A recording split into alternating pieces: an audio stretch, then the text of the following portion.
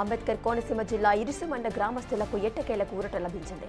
గత 2 రోజులుగా కంటి మీద కునుకు లేకుండా చేసిన ఓఎన్జీసీ గ్యాస్ బ్లోఅవుట్ ఘటన ఇప్పుడు పూర్తిగా అధికారుల అదుపులోకి వచ్చింది.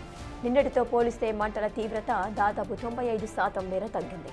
ప్రమాదం జరిగిన వెంటనే రంగంలోకి దిగిన ఓఎన్జీసీ యంత్రాంగం 5 వైపుల నుంచి భారీ పంపులతో నీటిని చిమ్ముతూ వాటర్ అంబ్రెల్లాను ఏర్పాటు చేసింది.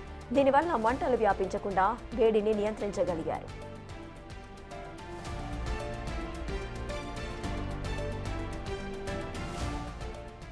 ఢిల్లీ, బరోడా నుంచి వచ్చిన ప్రత్యేక సాంకేతిక నిపుణులు సంఘటనా స్థలంలోనే ఉండి సహాయక చర్యలను పర్యవేక్షిస్తున్నారు. మరో వారం రోజుల్లో రిగ్ పై భాగానికి క్యాపింగ్ ప్రక్రియను పూర్తి చేస్తామని అధికారులు వెల్లడించారు. అదృష్టవశాత్తు గాలిలో గ్యాస్ శాతం తక్కువగా ఉండటంతో పెద్ద ప్రమాదం తప్పిందని నిపుణులు చెబుతున్నారు.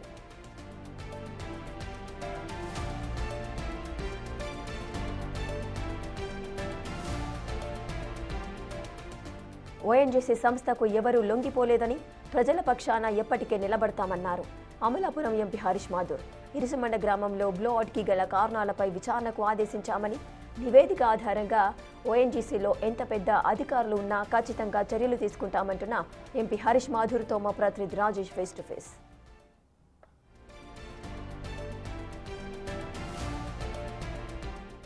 హరీష్ మాథూర్ ఉన్నారు. ఈ బ్లోఅవుట్ సంబంధించిన విషయంలో ఎలాంటి చర్యలు తీసుకోబోతున్నారు, ఎప్పుడు కంట్రోల్ వచ్చే అవకాశం తెలుస్తుందా సార్? సిచ్యువేషన్ ఎప్పుడు కంట్రోల్కి వచ్చే అవకాశం కనబడుతుంది? నిన్నటి కంటే ఇవాళ కొంచెం బెటర్గా ఉందని చెప్తున్నారు, ఏంటి సార్? అంటే నిన్నటి నుంచి కూడా ఈ బ్లోఅవుట్ జరిగిన నిమిషాల నుంచి కూడా అన్ని విధాలుగా కూడా దీన్ని అదుపులోకి తీసుకునే విధంగా చర్యలు తీసుకోవడం జరుగుతుంది. ఓఎన్జీసీతోని జిల్లా యంత్రాంగం అందరం కూడా కలిసి దీన్ని ఏ విధంగా అదుపులోకి తీసుకునే చర్యలు తీయాలనేది విషయాలు కూడా వాళ్ళందరితో చర్చించుకుని ఏ విధంగా అది కార్యాచరణ రూపొందించారో అవి కూడా చర్యలు కూడా తీసుకున్నాం. అదేవిధంగా ప్రతి గంటకు కూడా ముఖ్యమంత్రి మరియు శ్రీ నారా చంద్రబాబు నాయుడు గారు కూడా దీని స్టేటస్ రిపోర్ట్ కూడా వాళ్ళు తీసుకుంటూ అదేవిధంగా దీన్ని ఎంత త్వరగా అయితే కూడా అదుపులోకి తీసాడు. ఇప్పుడు దాకా మీరు చూస్తే ఏ విధంగా తగిలిందంటే మేము నిన్న కూడా అనుకుంది ఒకే ఒకటి, ముందుగా ఏంటంటే దీని చుట్టుపక్కల ఒక్కసారి బ్లోఅవుట్ జరిగినప్పుడు దాని చుట్టుపక్కల ఉన్న టెంపరేచర్ చాలా విపరీతంగా వేడి ఉంటుంది కాబట్టి దాన్ని ఫస్ట్ ఆ టెంపరేచర్ కంట్రోల్లోకి తీసుకురావాలి. అది కంట్రోల్లోకి తీసుకురావాలంటే మాత్రం దానికి కావాల్సిన స్ప్రింక్లర్స్ ఇవన్నీ ఏర్పాటు చేయాలి. దీనికి కావాల్సిన సుమారు అన్ని పంప్స్ అనేటివి కూడా ముందు ఒక 2, వెనకాల ఇంకో 3 అనేది ఏర్పాటు చేస్తాం. దీనివల్ల చాలా వరకు కూడా టెంపరేచర్ డౌన్ అవడం వల్ల ఇప్పుడు దాకా మీరు చూస్తున్నారు చాలా వరకు ఇప్పుడు ఆ ఫ్లేమ్ అనేది చాలా వరకు తగ్గింది. కానీ ఇప్పుడు నెక్స్ట్ సీన్ ఆఫ్ ఇప్పుడు చేయాల్సిన కార్యాచరణ ఏంటంటే దాని చుట్టుపక్కల ఉన్న డెబ్రీస్ ఇప్పుడు ఏంటంటే అది మెయిన్ పాయింట్ ఎక్కడి నుంచి అది గ్యాస్ లీక్ అవుతుందో బ్లోఅవుట్ జరుగుతుందో అది విజిబిలిటీ కంప్లీట్గా క్లియర్గా ఉండాలి. అది ఉండాలంటే మాత్రం దాని చుట్టుపక్కల ఉన్న డెబ్రీస్ అన్నిటిని కూడా మనం ఇప్పుడు దాన్ని మొత్తం మూవ్ చేయాలి. అది పనిచేయాలంటే ఇంకా టెంపరేచర్ ఇంకా కొంచెం అదుపులోకి ఇంకా కంట్రోల్లోకి రావాలి. దాని గురించి ఇంకా వెనక భాగం నుంచి కూడా ఈ స్ప్రింక్లర్స్ని ఏర్పాటు చేస్తున్నాం.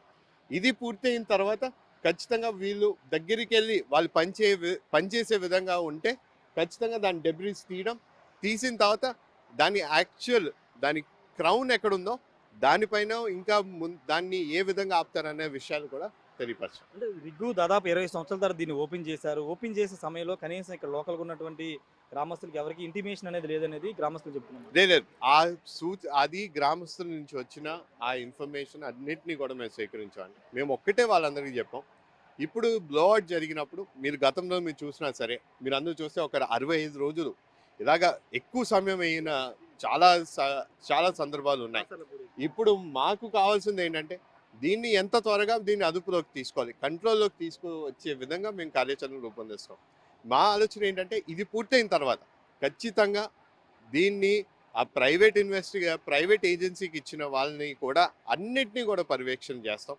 ఇన్వెస్టిగేషన్ ఖచ్చితంగా ఏర్పాటు చేసి అన్ని విధంగా దీన్ని ఆ రిపోర్ట్ వచ్చిన తర్వాత ఎక్కడైనా సరే ఎవరైనా సరే నిర్లక్ష్యం వల్ల అయినా సరే ఈ గ్యాస్ లీక్ ఏర్పాటైంది అని ఏదన్నా కానీ నిరూపిస్తే ఖచ్చితంగా వాళ్ళ మీద కఠిన చర్యలు ఉంటాయని కూడా ఈ సందర్భంగా తెలుపుతుంది. ఈ బ్లాస్టింగ్ సంబంధించి రెండోది ఈ మంటను వాళ్ళు పెట్టారా లేకపోతే నిజంగా మంట వచ్చిందా? ఇలా అనేక అంశాలకు సంబంధించి డీప్ ఇండస్ట్రీకి సంబంధించినటువంటి అంశంలో విచారణ చేస్తాం. ముందు ఈ సిచ్యువేషన్ కంట్రోల్లోకి వచ్చిన తర్వాత మొత్తం కూడా అన్నిటి మీద విచారణ కొనసాగుతుంది. విచారణ మాత్రం చేయాల్సిందంటూ కూడా ఎంపీ హరీష్ మాధురి చెప్తున్నారు. విచారణ సరిపి ఎవరైనా తప్పు ఉన్నా నిర్లక్ష్యం ఉన్నా వాటి మీద కఠిన చర్యలు తీసుకుంటామని ఎంపీ చెప్తున్నారు. మొత్తం అందరినీ కూడా సురక్షిత ప్రాంతాలకి పునరావాస కేంద్రాలు తరలించాం. ప్రజలందరికీ కూడా ఎక్కడ ఎలాంటి ఇబ్బందులు లేకోకుండా చూస్తున్నామని ఎంపీ అయితే చెప్తున్నారు. Camera person Sayith Rajesh, Big TV, Konaseema జిల్లా నుండి.